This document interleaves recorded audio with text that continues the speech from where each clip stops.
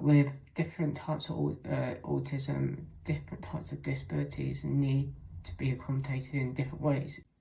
It is very, very hard for me to sustain employment. And if I ever find a really good employer that can support me and understand my concerns, or if they don't quite understand, is sort of ask open statements, open questions.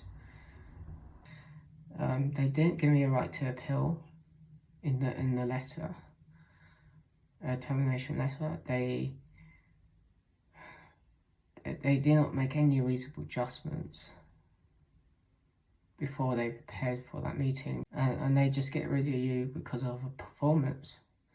But that's victimization and discrimination. In a continuously, I said, look, can I be moved to another room?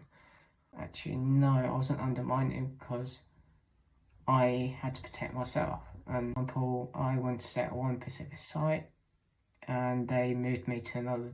They said you're going to another site in April, and then there's 3 people stayed because they had relationships with the management team, that's putting me at a substantial disadvantage and unfair treatment because of someone's having a relationship with a member of management, and that's not right. How people, good hard-working people,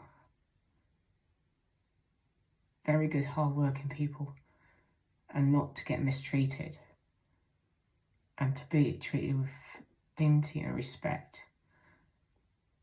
And they don't want someone to be openly and suggest new ideas and come up and bring new things to the business. And that individual has put a lot of time and effort and so many years into the employment, and that as soon as they raise a grievance or raise a complaint, they're being victimised because they raise a complaint against a specific individual. I worked for them for quite some time, and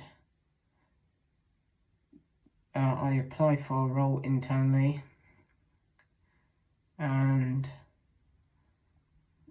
the manager said, because I know you, and due to your nature, that's the reason why I couldn't recruit you. And that for me, that was harassment and discriminatory, and it's voicing out these malicious people and exposing these people for their behaviour. It's just like whatever I make would just go to the employees, and then go into different projects, or the money will go into different projects.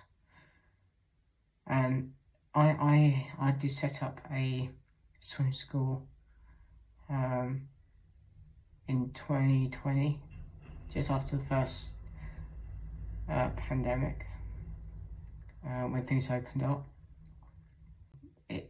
I had on the waiting list 100 people on the waiting list for disability swim school lessons, one-to-one lessons. And then I lost that business because I had so much going on, and I was trying to build my website, trying to build everything out. But the more you do it, the easier it is. And that's my true passion.